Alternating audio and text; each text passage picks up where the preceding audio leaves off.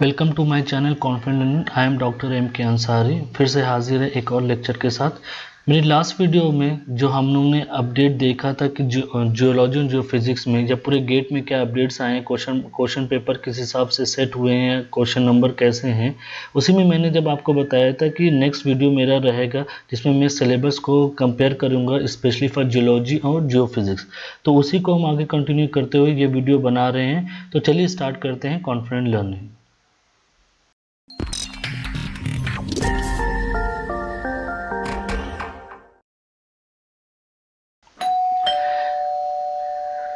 अब हम यहाँ पे देखेंगे कि गेट का हमारा जो सिलेबस है 2020 वर्सेस 2021 उसमें क्या चेंजेस है। उससे पहले हम आपको बता दें कि मॉडिफिकेशन हुए हैं, बट बहुत ज़्यादा मॉडिफिकेशन नहीं हुए हैं। फिर भी कुछ टॉपिक्स को ऐड किया है गेट ने हमारी सहूलियत के लिए, और बहुत सी चीज़ें ऐसी कर दी हैं जिससे हमारे जो सिलेबस की बाउंड्री डिफाइन हो गई है। चलिए पहला चेंजेस क्या है वो देखते हैं। पहले तो आप ये समझ लीजिए कि जो हमारा कॉमन सेक्शन है उसमें सबसे मेजर चेंजेस जो किए यहाँ पे उन्होंने terrestrial planets and moons of the solar system को ऐड किया है, जो कि अपने आप में एक थोड़ा बड़ा टॉपिक है। उसके बाद उन्होंने heat flow with the earth system भी ऐड कर दिया, जिसमें हम अर्थ सिस्टम में जो हीट फ्लो है वो स्पेसिफिक कर दिए, वो किस तरीके से चेंज हो रही है, जियोथर्मल कैसे चेंज हो रहा है, वो चीज़ पूरा उसमें अब हम देखेंगे।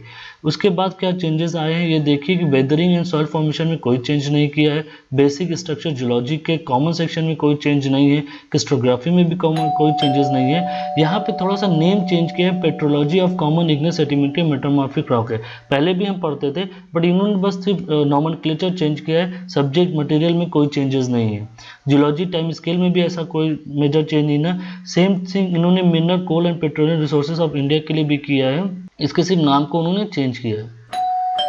अब हम बात introduction to remote sensing engineering properties of rock and soil and elementary, यहाँ पे भी एलिमेंट्स ऑफ हाइड्रोलॉजी में सिर्फ इनके नॉमेनक्लेचर में चेंज किया है, उसके सिलेबस में या उसके कंटेंट में कोई चेंजेस नहीं है। फिर इसमें देखिए लास्ट पार्ट जो फिजिक्स का पार्ट है तो उसमें भी कोई चेंज नहीं हुआ है। तो आप ये समझ लीजिए कि यहाँ से स्टार्ट करते हैं, अगर हम यहाँ तक आते हैं तो ये पार्ट जियोलॉजी स्टूडेंट के लिए थोड़ा आसान पड़ता है, क्योंकि वो जियोलॉजी पढ़ते हैं।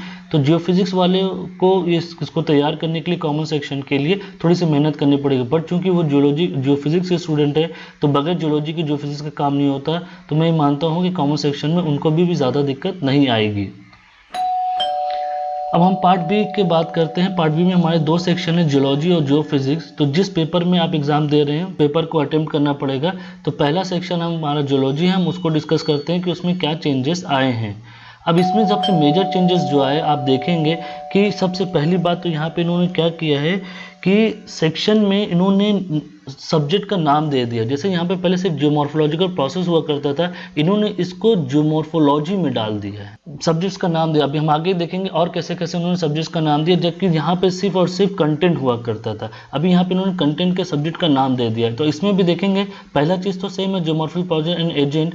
यहाँ पे देखिए यहाँ पे आपका डेवलपमेंट एवोल्यूशन और लैंडफॉर्म तो है, उसके साथ साथ उन्होंने कॉन्टिनेंटल एंड ओशियन सेटिंग के हिसाब से इसका डेवलपमेंट किया है। और इन्होंने slopes and drainage process in deep ocean and near शोर ये हटा दिया। बट हटाने का मतलब ये नहीं कि आपको नहीं पढ़ना। यहाँ पे आप देख सकते हैं कि जियोमॉर्फिक प्रोसेस एंड एजेंट्स हैं, तो इसके अंदर आपका ये स्लोप्स एंड ड्रेनेज आ जाता है।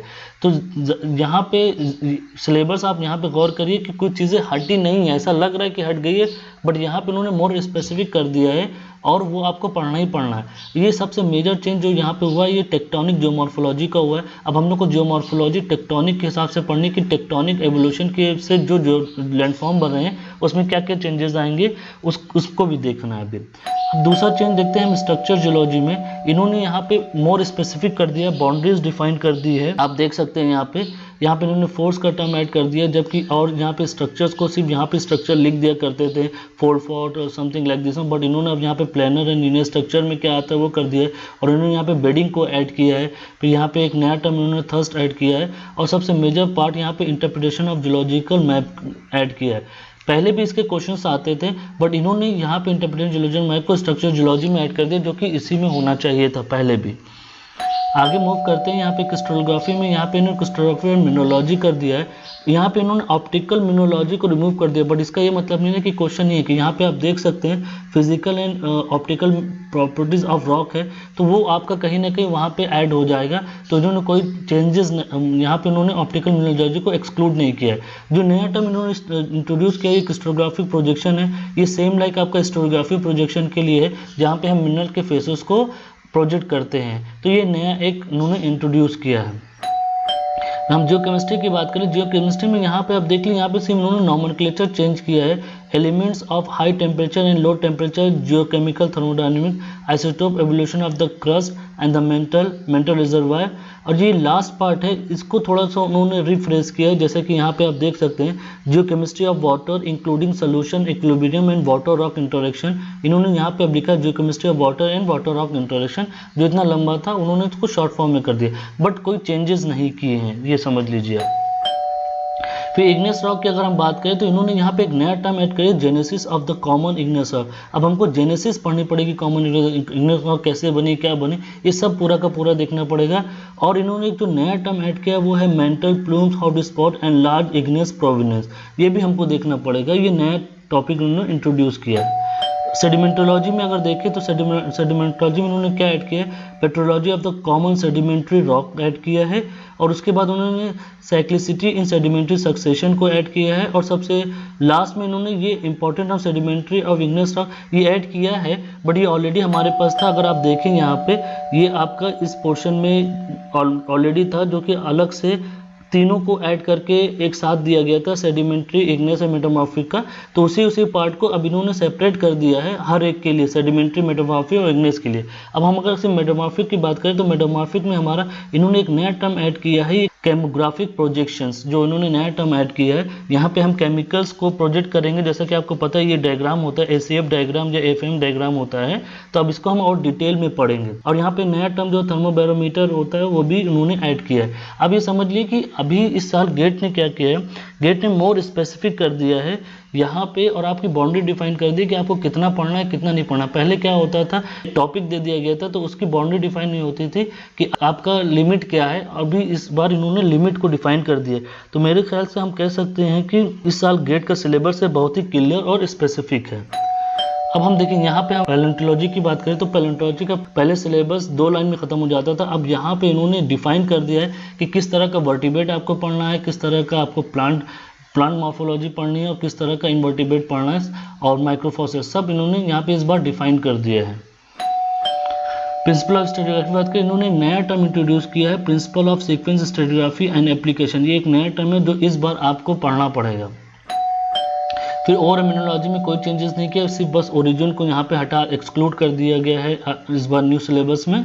उसके बाद इंजीनियरिंग प्रॉपर्टीज़ ऑफ रॉक की बात करें तो इसमें काफ़ी कुछ चेंजेस आए। उससे पहले मैं बता दूं उन्होंने एक नया टर्म ऐड किया है सेक्शन बी में। सेक्शन ए जो कॉमन सेक्शन है उसमें तो आप प्लेट टेक्टोनिक्स पढ़ ही रहे हैं, यहाँ पे इन्होंने स्पेसिफिकली प्लेट टेक्टोनिक्स के बारे में बात कर दी है। पहले भी हम करते थे, पहले भी क्वेश्चन आते थे, बट इन्होंने जैसा कि हमने कहा कि इस बार इन्होंने स्पेसिफिक कर दिया है कि आपको किस सेक्शन में क्या क्या पढ़ना ही पढ़ना है। अब पहले जो इंजीनियरिंग प्रॉपर्टीज ऑफ रॉक हुआ करता था जिसमें हम सिर्फ रॉक के कंस्ट्रक्शन के बारे में पढ़ते थे, हाँ थोड़ा बहुत उसमें आता था, क्वेश्चन आ जाते थे, बट इस बार उन्होंने इस टॉपिक का नाम चेंज करके अप्लाइड जियोलॉजी कर दिए और उसमें उन्होंने काफ़ी चीज़ें ऐड कर दी कि आपको क्या पढ़ना है और क्या छोड़ना है। जैसे उन्होंने कहा कि failure criteria, Mohr Coulomb, Griffith and Hoek Brown criteria पढ़ना है, फिर shear strength of the rock discontinuity सब है। उसके बाद उन्होंने rock mass classification, Q system, सब के बारे में इन डिटेल आपको पढ़ना है, तो इन्होंने इस बार इसको स्पेसिफाई कर दिया है। और सबसे मेजर चेंजेस इन्होंने इस पार्ट में किया है, इन्होंने एनालिसिस ऑफ स्लोप स्टेबिलिटी को अलग से ऐड कर दिया है और इस पे न्यूमेरिकल क्वेश्चन बनेंगे आपके, जो कि आपको काफ़ी फायदेमंद होंगे। तो आप समझ में अगर एक न्यूमेरिकल की बात करें तो एनालिसिस ऑफ स्लोप स्टेबिलिटी से तो आना चाहिए इस बार। अब नेचुरल हज़ार्ड जैसे सिर्फ एक वर्ड हुआ करता था पहले यहाँ पे आपका कि नेचुरल हज़ार्ड, इन्होंने इस बार नेचुरल हज़ार्ड को डिफाइन कर दिया कि किस तरह के नेचुरल हज़ार्ड को पढ़ना है और उनके मिटिगेशंस को भी आपको पढ़ना पड़ेगा। उसके बाद उन्होंने यहाँ पे देखिए प्रिंसिपल ऑफ क्लाइमेट चेंज भी यहाँ पे ऐड किया है। फिर हाइड्रोलॉजी, पहले सिर्फ नॉर्मल यहाँ पे ग्राउंड वाटर जियोलॉजी हुआ करती थी, जो कि कन्वर्ट होकर हाइड्रोलॉजी कर दिया और उसमें आपको पढ़ना वही है, चेंजेस उसमें नहीं है आपके। रिमोट सेंसिंग में कोई चेंज नहीं है। यहाँ पे हमारा सेक्शन ए जो कि जियोलॉजी का है वो ख़त्म होता है। अब हम बात करते हैं सेक्शन 2 जो कि जियोफिजिक्स का है। इसमें पहला पार्ट हमारा सॉलिड अर्थ फिजिक्स में कोई चेंजेस नहीं ना, और इन्होंने दूसरे पार्ट और इन्होंने कुछ ऐड किया है, जैसे जियोडेसी का टर्म ऐड कर दिया और अर्थक्वेक सिस्मोलॉजी का काफ़ी पार्ट्स इन्होंने ऐड किया है। इसके बाद अगर हम देखें तो earthquake statistics, wave progression in elastic medium, quantifying earthquake source from seismological data, elements of seismic tomography, ये टॉपिक इन्होंने ऐड किया है, थोड़ा लेंदी कर दिया इस टॉपिक को। उसके बाद देखें हम तो यहाँ पे आप देख रहे हैं कि ग्रेविमेट्री मेथड, जो कि यहाँ पे जैसे कि हमने आपको बताया कि इन्होंने सब्जेक्ट्स का नाम दे दिया है, पहले सिर्फ कंटेंट हुआ करता था। अभी यहाँ पे देखिए इन्होंने एक नया टर्म ऐड किया, टेंसोरल ग्रेविटी सेंसर एंड सर्वे। उसके बाद आगे देखते हैं कि मैग्नेटिक मेथड्स में इन्होंने काफ़ी चीज़ें ऐड की हैं, जैसे मैग्नेटिक ग्रेविमीटर ऐड किया है, depth rule, derivative unity, signals and Euler solution, ये कुछ टॉपिक्स इन्होंने इस बार ऐड किए हैं। उसके बाद हम देखते हैं इलेक्ट्रिक मेथड, जो कि ये यहाँ पे पहले था सिर्फ नॉर्मल हमारा कंटेंट था, इसके बाद में सब्जेक्ट नाम देने के बाद देखिए बहुत सी चीज़ें इसकी, ये हाईलाइटेड पार्ट है, आपको इसको नोट करने की जरूरत नहीं ना, मैं पीडीएफ लिंक सेक्शन में दे दूंगा, आप पीडीएफ डाउनलोड कर सकते हैं साइट पे जाके, तो उसके लिए नहीं, अभी आप सिर्फ सुन लीजिए और पीडीएफ अपने रिकॉर्ड के लिए रख सकते हैं।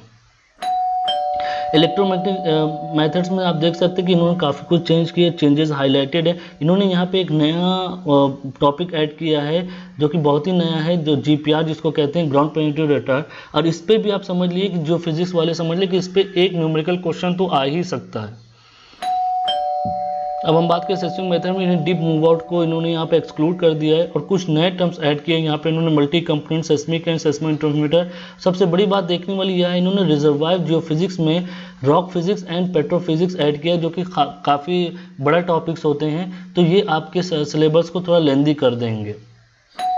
मूव आउट करते हैं यहाँ पे हमारा जियोफिजिकल सिग्नल प्रोसेसिंग में, इसमें कोई चेंजेस नहीं है। उसके बाद हमारा जियोफिजिकल वेल लॉगिंग में इन्होंने काफ़ी चेंजेस की, यहाँ पे आप देख सकते हैं कि काफ़ी कुछ चेंज है, longitudinal transfer, relaxation, CP, MG sequence, prosthetic characterisation, ये ऑलरेडी कहीं ना कहीं हम पढ़ते थे, बट अब जैसा कि मैंने बताया कि इस बार गेट सिलेबस मोर क्लियर और स्पेसिफिक हो गया कि आपका कहाँ तक बाउंड्री डिफाइन है, इस बार गेट ने ये कर दिया है। उसके बाद देखिए रेडिएटिव मेथड में कोई चेंजेस नहीं है। फिर उसका जियोफिजिकल इन्वर्जन जो आपका है, उसमें आपका सॉम इंटेलिजेंस, मशीन लर्निंग, पहले हम क्या पढ़ते थे, आर्टिफिशियल न्यूरल नेटवर्क से पढ़ते थे, इस बार इन्होंने इस चीज़ को डिफाइन कर दिया है कि आप मशीन लर्निंग में क्या पढ़ना है, आर्टिफिशियल न्यूरल नेटवर्क में क्या पढ़ना है। उसके बाद उन्होंने जो थ्योरम होती है, जो आपका बेस्ट फिट स्टैटिस्टिक्स है, वो सब इन्होंने डिफाइन कर दिया है। उसके साथ साथ इन्होंने एक और चीज़ डिफाइन की, ambiguity and uncertainty in geophysical interpretation, ये एक नया टॉपिक है, ये भी अपने आप में एक बहुत टॉपिक है, तो इसमें भी आपको काफ़ी टाइम लगेगा।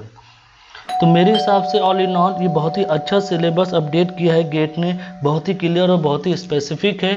इसके अलावा अगर आपको कोई और दिक्कत हो तो बताइए। आप अगर इस वीडियो से आपको कुछ भी इन्फॉर्मेशन मिली हो तो आप इस वीडियो को लाइक करिए, अपने दोस्तों से शेयर करिए और प्लीज़ कमेंट सेक्शन में मुझे बताइए कि आपको ये वीडियो कैसा लगा। Thank you.